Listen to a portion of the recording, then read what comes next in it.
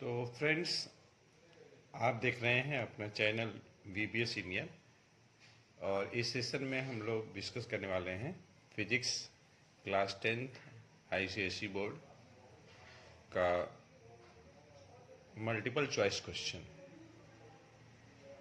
और ये पेपर 2025 का है। इसमें जो मल्टीपल चॉइस क्वेश्चंस हैं इस टाइप से हैं। टोटल 15 मल्टीपल चॉइस क्वेश्चंस हैं। तो क्वेश्चन नंबर 1 आपका टोटली मल्टीपल चॉइस है। और क्वेश्चन नंबर 1 का जो फर्स्ट क्वेश्चन है उसमें कहा जा रहा है कि a body is acted upon by two equal and opposite forces that are not along the same straight line.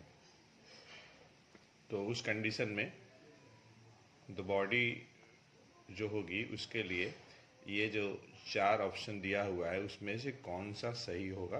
पहला है रिमेन स्टेशनरी, सही नहीं है। हैव ओनली रोटेशनल मोशन, तो एकदम बिल्कुल सही बात है, ऑप्शन बी करेक्ट होगा। और A, C, D करेक्ट नहीं है, केवल ऑप्शन बी करेक्ट है। सेकेंड क्वेश्चन है which among the following is vector quantity. तो वर्क स्केलर है, पावर स्केलर है, एनर्जी स्केलर है। तो मोमेंट ऑफ कपल जो होगा वो वेक्टर क्वांटिटी होगा, ऑप्शन डी करेक्ट होगा। Question number 3, what is the correct energy transformation during burning of a candle. तो यहाँ भी 4 ऑप्शन है। तो इन 4 ऑप्शन में से ऑप्शन सी करेक्ट होगा। Chemical energy into heat and light energy का कन्वर्जन होगा वाइल और during burning of a candle. उसके बाद क्वेश्चन नंबर 4, और इसमें देखिए कहा जा रहा है कि when a ray of light passes from one optical medium to another which of the following physical quantity does not change. तो जब लाइट रे एक ऑप्टिकल मीडियम से दूसरे ऑप्टिकल मीडियम में पास करती है तो केवल फ्रीक्वेंसी जो है अनचेंज होती है, मतलब चेंज नहीं होती है, बाकी सभी चेंज होती है। एम्पलीट्यूड भी चेंज होती है वेव का वेवलेंथ भी चेंज करता है और वेव का स्पीड भी चेंज करता है। तो ऑप्शन बी करेक्ट होगा। Question number 5, which of the following combination is the correct ascending order of electromagnetic waves in terms of the wavelength. तो उसके लिए अगर हम सभी इलेक्ट्रोमैग्नेटिक वेव्स का नेमिंग करें, UV, IM,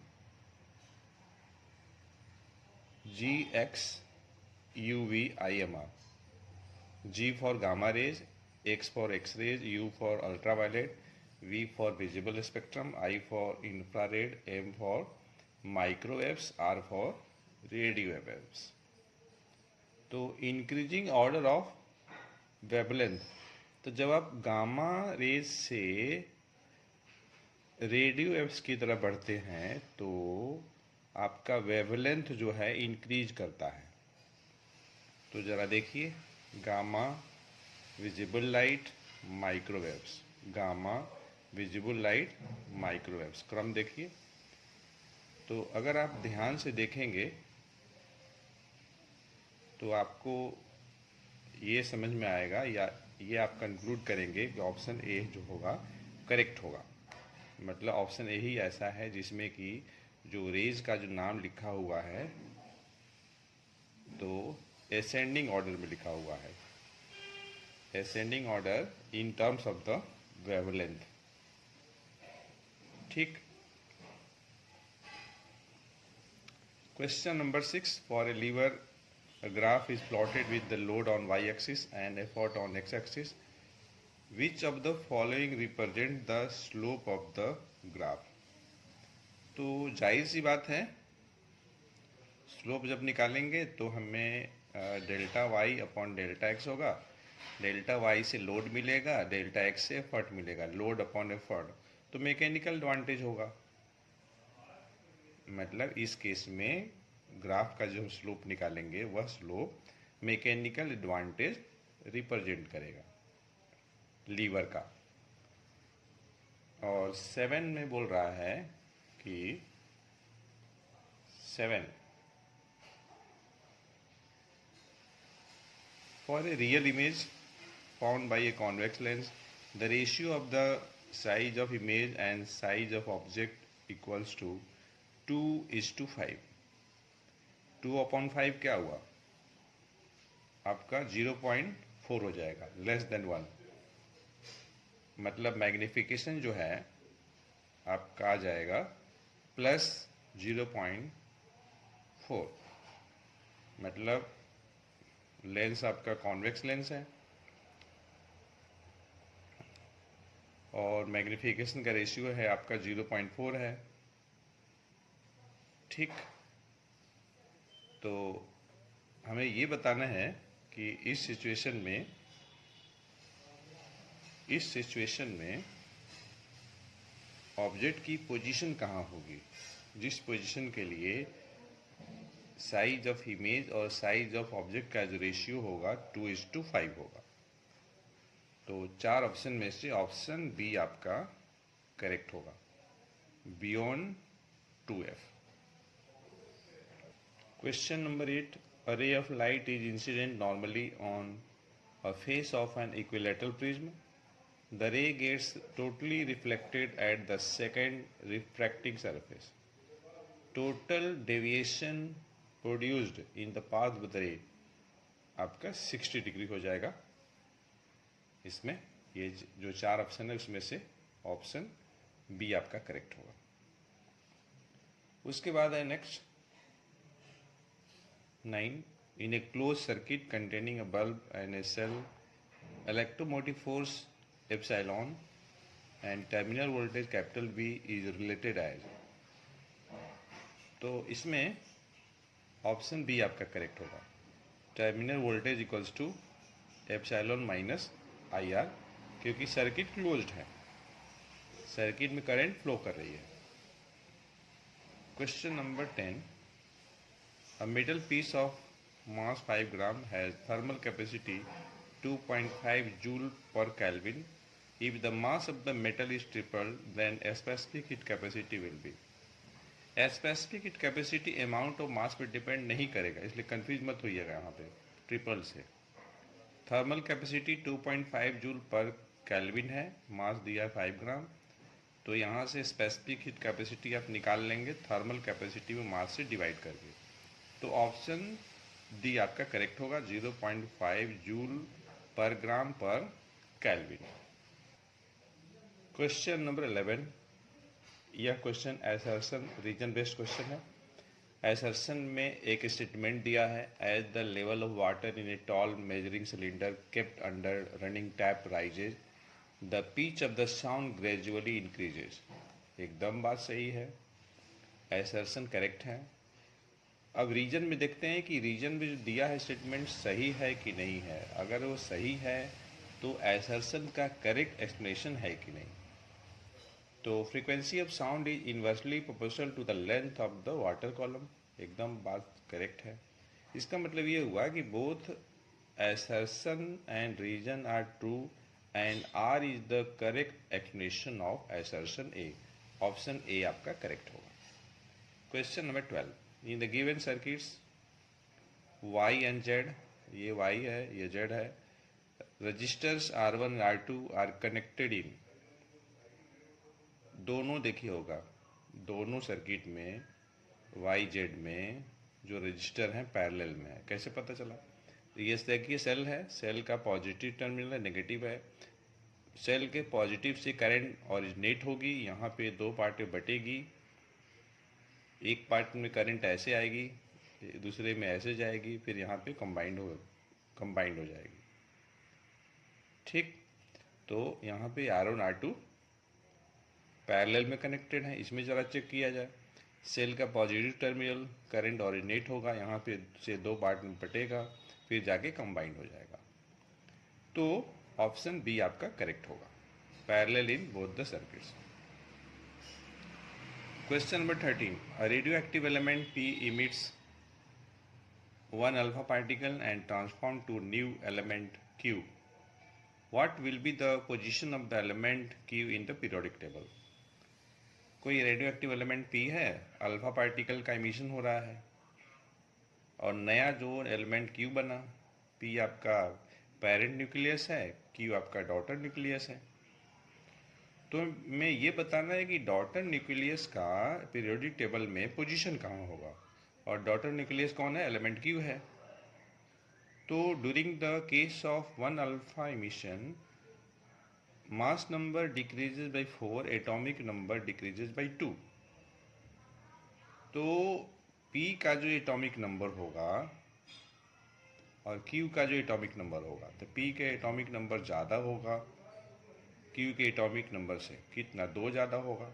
इसका मतलब ये हुआ कि पीरियोडिक टेबल में Q जो होगा 2 ग्रुप P के लेफ्ट हैंड साइड होगा, ऑप्शन डी करेक्ट होगा।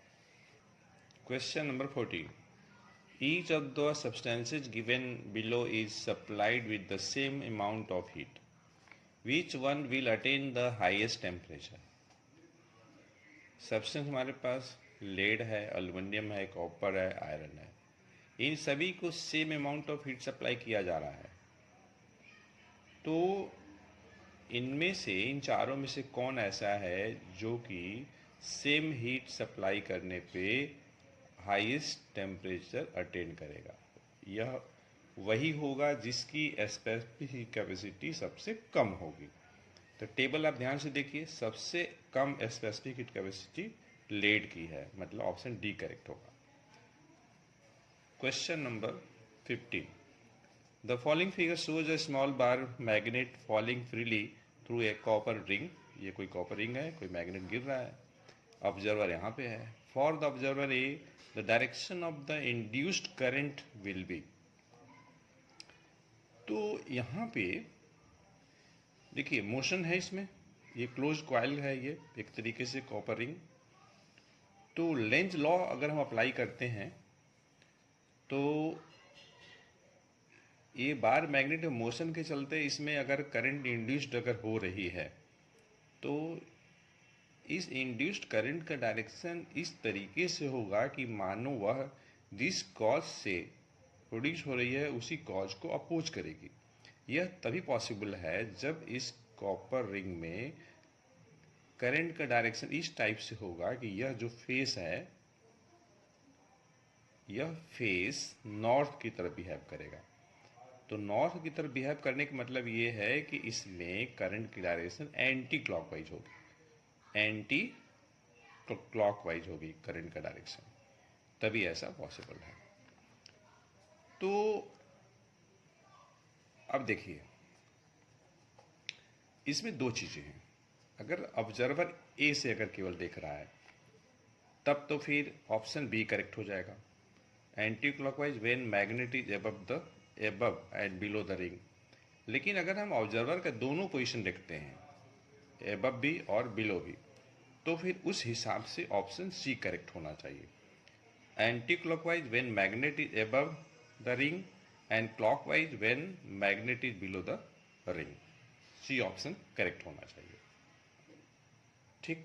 क्वेश्चन नंबर 2, इसमें देखिए जो complete the following by using the correct answers from the bracket. पहला है in uniform circular motion centrifugal force acts. तो 3 ऑप्शन है, सही होगा आपका away from the centre. Refractive index of a medium is independent of angle of incidence, क्योंकि ये बाकी टेम्परेचर पे, वेवलेंथ पे डिपेंड करता है। Heat एब्जर्व during change of phase depends on, ये 3 ऑप्शन है, तो सही ऑप्शन क्या होगा, मास होगा। EMF of a cell is equal to terminal voltage when cell is in open circuit. In step up transformer the turns ratio कह लीजिए या तो फिर ट्रांसफॉर्मेशन रेशियो कह लीजिए, तो ग्रेटर देन 1 होता है, मोर देन 1 सही होगा। The nuclear radiation with lowest ionising power is gamma. Gamma का आयोनाइजिंग पावर सबसे लिस्ट होता है, लोएस्ट होता है। सेकेंड, नॉन यूनिफॉर्म काइट ये है, is hanging freely from the branch, ये कोई ब्रांच है ट्री का, as shown. Study the figure and answer the following, fill the blanks.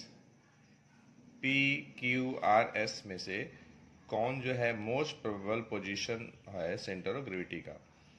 तो ऐसे केस में हम ये देखते हैं कि पॉइंट ऑफ सस्पेंशन से पास करने वाली जो वर्टिकल लाइन है उससे होता हुआ कौन पॉइंट है, तो डेफिनेटली आर पॉइंट है। तो ये जो आर पॉइंट है just below the point of suspension और ये वर्टिकल लाइन पर ही लाई करेगा, इसलिए आंसर आर हो जाएगा। रीजन भी हो गया, as it is just below the point of suspension and on the vertical line passing through the point of suspension. ये देखिए second, the displacement time graph for a sound wave produced by vibrating wire is shown below. along the y axis displacement है और along the x axis time है। ये हमारे पास एक curve है, तो इसमें दो पार्ट है। पहले पार्ट में how will you adjust the tension in the wire to reduce the length P R. ये जो पी आर जो लेंथ है उसको कम करने के लिए, मतलब वेवलेंथ घटाने के लिए हमें क्या करना चाहिए टेंशन में, तो इंक्रीज करना चाहिए टेंशन में, तब जाके वेवलेंथ जो है कम हो जाएगी। Which characteristics of sound is affected by reduction in the length of the P R. तो अगर आप टेंशन इंक्रीज कर देंगे वेवलेंथ घटाने के चक्कर में, तो फिर फ्रीक्वेंसी जो है अफेक्ट हो जाएगी। क्वेश्चन नंबर 3, इसमें बोला जा रहा है कि a ray of light enters a rectangular glass slab submerged in water at an angle of incidence 55 degree. Does this ray undergo total internal reflection when it moves from water to glass? तो देखिए total internal reflection के लिए दो condition है, light should travel from denser into rare medium, an angle of incidence in the denser medium should be greater than critical angle। तो पहली condition यहाँ पे फुलफिल नहीं हो रही है, क्योंकि लाइट का ट्रेवलिंग वाटर से ग्लास में हो रहा है। वाटर ग्लास के कंपेरिजन में रेयर है और ग्लास वाटर के कंपेरिजन में डेंसर है। सेकेंड कंडीशन तो वेरीफाई हो रहा है क्योंकि एंगल ऑफ इंसिडेंस 55 है, जो कि क्रिटिकल एंगल से ज़्यादा है, लेकिन पहली कंडीशन फुलफिल नहीं हो रही है, इसलिए यहाँ पे टोटल इंटरनल रिफ्लेक्शन नहीं होगा। Second, according to new colour convention which colour of the wire is connected to metallic body of the appliances. तो डेफिनेटली अर्थ, लेकिन कलर पूछ रहा है तो अर्थ का जो कलर होता है according to colour coding yellow और ग्रीन। स्विच से, अप्लायंस के स्विच से कनेक्शन की बात हो रही है तो लाइव होगा, और लाइव का जो कलर कोडिंग होगा रेड या फिर ब्राउन होगा। Third, which of the two alternating और direct current produces a wiring magnetic field when it flows through a conductor. तो डेफिनेटली ऑल्टरनेटिंग करंट होगा, AC। State the frequency of the alternating current supply in India. तो 50 hertz supply होती है। Calculate the amount of heat absorb by 200 gram of paraffin wax to melt completely at its melting point. तो हम जानते हैं Q बराबर M into L। M दिया है 200 ग्राम और L दिया है आपका 146 जूल पर ग्राम। M इंटू L कर लेंगे तो आ जाएगा 29,200 जूल। उसके बाद fifth, copper wire is wound around a steel bar FT, ये है। Current is allowed to pass through the coil for some time and then the bar is removed. Draw only the magnetized bar FT and mark it poles. तो देखिए, जब current अगर पास करेगी तो उस situation में ये जो आपका स्टील बार है मैग्नेटाइज होगा और ये सेल है, सेल का पॉजिटिव टर्मिनल है, नेगेटिव है, यहाँ से करंट ओरिजिनेट होगी और ये करंट ऐसे जाएगी, ये करंट ऐसे जाएगी, ये करंट का डायरेक्शन है।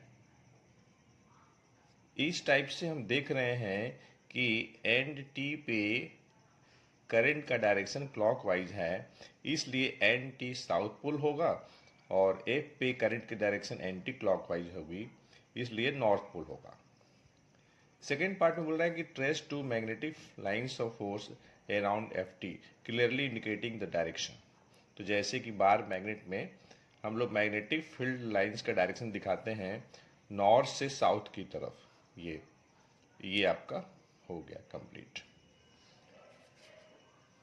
A current flows through a metallic conductor for a long period of time. State the change you would expect in it. तो करंट फ्लो कर रही है किसी मेटालिक कंडक्टर में लंबे समय तक, तो रेजिस्टेंस बढ़ेगी,